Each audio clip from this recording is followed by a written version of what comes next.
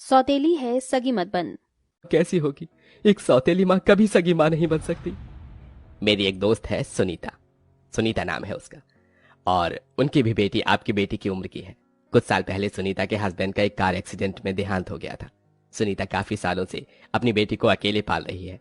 अगर आप और सुनीता एक दूसरे से शादी कर लें तो दोनों ही बेटियों को माँ बाप का प्यार मिलेगा और आप दोनों को एक दूसरे का सहारा। बाकी आपकी मर्जी। धर्मेश दूसरी शादी के खिलाफ होता है, लेकिन अपनी बेटी की हालत देख धर्मेश को दूसरी शादी करनी पड़ती है। धर्मेश सुनीता से कोर्ट मैरिज कर उसे अपने घर ले आता है, लेकिन जैसे ही वो बात संजना को पता चलती है। मेरी माँ को मरे हुए 1 महीना भी नहीं हुआ है और आपने दूसरी शादी कर ली। संजना, ये सब मैंने सिर्फ तुम्हारे लिए किया है, ताकि तुम्हें माँ की कमी कभी महसूस न हो। हाँ बेटा, जैसे अपेक्षा मेरी बेटी है वैसे ही आज से तुम भी मेरी बेटी हो। दूर हटो मुझसे। ये माँ की ममता का झूठा नाटक मेरे सामने करने की कोई जरूरत नहीं है। ना तो तुम मेरी माँ हो और ना ही ये मेरी बहन। संजना सुनीता और उसकी बेटी अपेक्षा से सख्त नफरत करती थी, लेकिन वहीं सुनीता और अपेक्षा दोनों ही संजना से बहुत प्यार करते थे। लेकिन संजना के लिए ये सब झूठ था। अपेक्षा बेटा, संजना अपना लंच बॉक्स भूल गई है, उसे ये लंच बॉक्स दे देना। वो बाहर गाड़ी में तुम्हारा इंतजार कर रही है। अपेक्षा जैसे ही लंच बॉक्स लेकर घर से बाहर निकलती है तो गाड़ी में बैठी संजना उसे देख लेती है। ड्राइवर, जल्दी से गाड़ी चलाओ।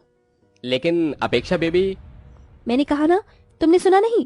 संजना अपेक्षा को छोड़कर अकेले ही स्कूल चली जाती है, जिसके चलते अपेक्षा रिक्शे से स्कूल पहुंचती है।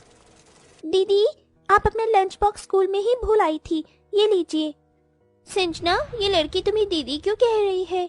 क्या ये तुम्हारी बहन है? लेकिन तुम तो इकलौती थी ना।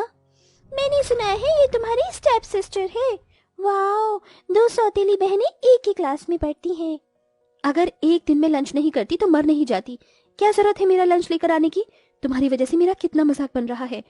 लेकिन दीदी। लेकिन क्या? तू और तेरी माँ, तुम दोनों ने मेरा जीना हराम कर रखा है। जा यहाँ से। संजना के दिल में दिन पर दिन अपेक्षा और सुनीता के लिए नफरत बढ़ती ही जा रही थी। अपेक्षा, संजना, ये देखो मैं तुम दोनों के लिए कितनी सुंदर ड्रेस लेकर आया हूँ। वाह पापा, ये तो बहुत सुंदर ड्रेस है। पापा, आप जानते हैं कि मुझे ग्रीन कलर पसंद है, तो आपने ग्रीन कलर की ड्रेस इसे क्यों दी? अगर आपको ग्रीन कलर की ड्रेस पसंद है तो आप इसे रख लीजिए, मैं आपकी वाली रख लेती हूँ। मेरे इतने बुरे दिन नहीं आए हैं जो मैं तुम्हारे लिए लाई गई ड्रेस पहनूं। तू सौतेली है और सगी बनने की कोशिश मत कर, समझी? संजना चाहे अपेक्षा और सुनीता को कुछ भी कह ले, लेकिन दोनों माँ बेटी संजना से प्यार करना कभी नहीं छोड़ती। ऐसे ही समय गुजरता है और आज ये दोनों सौतेली बहनें बड़ी हो जाती हैं। गुड मॉर्निंग पापा। ये क्या, आज आप नाश्ते में पोहा बना रही हैं? इस घर में किसी को पता नहीं है कि मुझे पोहा पसंद नहीं है।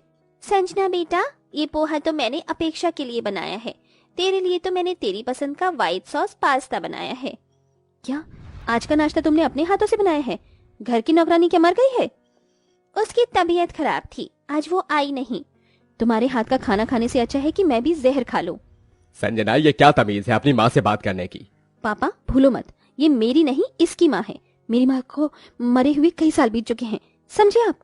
संजना के कहे गए शब्द सुनीता और अपेक्षा के दिल में किसी तीर की तरह वार करते थे। धर्मेश के लाख समझाने पर भी संजना के दिल में ना ही तो अपनी सौतेली माँ के लिए प्यार जागा और ना ही सौतेली बहन के लिए। ओह शिट, भगवान, ये मैंने क्या कर दिया? मेरी स्कूटी से संजना दीदी की कार पर स्क्रैच लग गया। अगर उन्होंने ये देख लिया तो मेरी तो खैर नहीं। अपेक्षा इतना कह ही रही होती है कि तभी वहां संजना आ जाती है। ओह माय गॉड, अपेक्षा, तू मुझसे इतना चिढ़ती है कि मुझे नहीं पता था। तूने अपनी स्कूटी से मेरी इतनी महंगी गाड़ी पर स्क्रैच मार दिया। अगर तुझे भी गाड़ी चाहिए थी तो पापा से मांग लेती, जैसे बचपन में तूने मेरी हर चीज उनसे मांगी है। ये भी तुझे तेरी माँ ने ही बोला होगा। किसी चीज की भी हद होती है। बचपन से लेकर मैं और माँ आपकी हर बात सहते आए हैं, लेकिन अब और नहीं। ये स्क्रैच मैंने जानबूझकर नहीं मारा था, बल्कि मुझसे गलती से लगा था।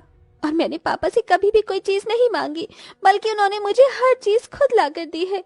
आपको मेरे और माँ की आंखों में अपने लिए प्यार नहीं दिखता क्या? शुरू हो गया तुम्हारा मेलोड्रामा। अपने ये मगरमच्छ के झूठे आंसू उसे दिखाना जो तुम्हें जानता नहीं। ये सब मुझे मत दिखाओ।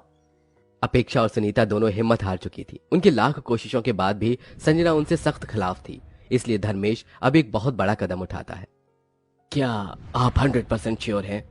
अरे मैंने कभी सोचा नहीं था कि मैं ऐसा करूंगा, लेकिन हालातों ने मुझे मजबूर कर दिया है। आप इस घर की प्रॉपर्टी को 2 हिस्सों में बांट दीजिए। एक हिस्सा अपेक्षा और सुनीता के लिए है और एक संजना के लिए। आप ये सब क्यों कर रहे हैं? इस घर पर और हर चीज पर संजना का हक है। मुझे या मेरी बेटी को इसमें से कुछ भी नहीं चाहिए। माँ बिल्कुल ठीक कह रही है, ये सब कुछ दीदी का है, हमारा इस पर कोई हक नहीं है। अपेक्षा बेटा, तुम भी मेरी बेटी हो और इस घर पर हक तुम दोनों बहनों का बराबरी का है। धर्मेश पेपर्स पर साइन करने ही वाला होता है कि तभी वहां संजना आ जाती है। जो मैंने सोचा था आखिरकार वो सच हो ही गया। तुम दोनों माँ बेटियों ने मेरी जायदाद पर कब्जा कर लिया ना? हमने आपकी जायदाद पर कोई कब्जा नहीं किया है, बल्कि पापा ने ही हम दोनों में बंटवारा करने का फैसला किया है। तो चुप ही कर। बचपन से लेकर आज तक तूने मुझसे मेरी हर चीज छीनी है और अब तो तूने मेरी आधी प्रॉपर्टी भी मुझसे छीन ली। जुबान संभाल कर बात करो संजना। आप इन 2 कौड़ी के लोगों के लिए मुझ पर चिल्ला रही हैं। अगर आज माँ जिंदा होती तो बेचारी दोबारा मर जाती। मुझे शर्म आती है आपको अपना बाप कहते हुए। संजना की बात सुन धर्मेश अपने गुस्से को संभाल नहीं पाता और संजना को एक जोरदार थप्पड़ मार देता है। आपने मुझ पर हाथ उठाया? हाँ, ये तो मुझे बहुत पहले कर देना चाहिए था। तो आज तू ऐसी नहीं होती। सौतेले होते हुए भी इन दोनों ने तुम्हें सगी बहन और माँ जैसा प्यार दिया और फिर भी तुमने उनके साथ इतना सब कुछ किया। मुझे तो शर्म आती है तुम्हें अपनी बेटी कहते हुए। तुम दोनों को प्रॉपर्टी चाहिए थी ना, तो अब रखो, ये पूरी प्रॉपर्टी रखो। मुझे इसमें से एक फुटी कौड़ी भी नहीं चाहिए। जा रही हूँ मैं हमेशा हमेशा के लिए। संजना रोते हुए अपनी गाड़ी में बैठकर चली जाती है, जिसे देख अपेक्षा अपनी स्कूटी से संजना का पीछा करती है। जो भी आज कुछ हुआ संजना के दिलो दिमाग में वही बात चल रही होती है, जिसके चलते वो अपनी गाड़ी को ठीक से बैलेंस नहीं कर पाती। तभी गाड़ी डिसबैलेंस होती है और सीधा एक बड़ी सी पहाड़ी से जा गिरती है। लेकिन संजना सही समय पर पहाड़ की चोटी पकड़ लेती है और खाई में गिरने से बच जाती है। लेकिन संजना का हाथ कभी भी फिसल सकता था। वहीं अपेक्षा जल्दी से संजना के पास आती है। दीदी दीदी जल्दी से मेरा हाथ पकड़ लीजिए दीदी। अपेक्षा दूर हटो यहाँ से, वरना तुम भी मेरे साथ गिर जाओगी। नहीं दीदी, मैं आपको ऐसे छोड़कर नहीं जा सकती। आप मेरा हाथ पकड़िए। अगर जिएंगी तो दोनों बहनें साथ जिएंगी, अगर मरेंगे तो दोनों साथ में मरेंगे। अपेक्षा अपनी सारी जान लगाकर संजना को पहाड़ से ऊपर खींच लेती है। दीदी आप ठीक तो है ना? आपको कोई चोट तो नहीं लगी? आप कुछ बोल क्यों नहीं रही हैं? ठीक तो है? कुछ बोलने के लिए बचा होगा तो बोलूंगी ना। इतने सालों से मैंने तुमसे और तुम्हारी माँ से नफरत की, लेकिन आज तुमने मेरी जान बचाई। अगर तुम ना होती तो मैं इस पहाड़ी से गिर जाती। दीदी भले ही आपने मुझसे माँ से नफरत की हो, लेकिन मेरे और माँ के दिल में कभी भी आपके लिए कोई गलत चीज नहीं आई। उन्होंने हमेशा आपको अपनी बेटी और मैंने हमेशा आपको अपनी बड़ी बहन माना है। अपेक्षा इतना बोल रही होती है कि तभी वहां धर्मेश और सुनीता आ जाते हैं। संजना मेरी बच्ची, तो ठीक तो है ना? तुझे कुछ हुआ तो नहीं? बेटा मुझे माफ कर देना, ये सब मेरी वजह से हुआ है। अगर मैं तुझ पर हाथ न उठाता तो ये सब कुछ नहीं होता। नहीं पिताजी, इसमें आपकी कोई गलती नहीं है। गलती तो मेरी है कि मैं अपनी माँ और बहन का प्यार नहीं समझ पाई। सौतेली होते हुए भी आप लोगों ने हमेशा मेरा ख्याल रखा, प्यार दिया, लेकिन मैंने आप दोनों के साथ क्या किया? मैं तो आप दोनों की माफी के लायक भी नहीं हूँ।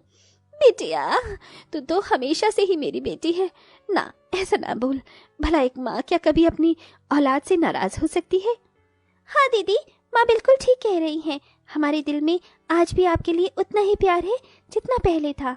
अपनी सौतेली माँ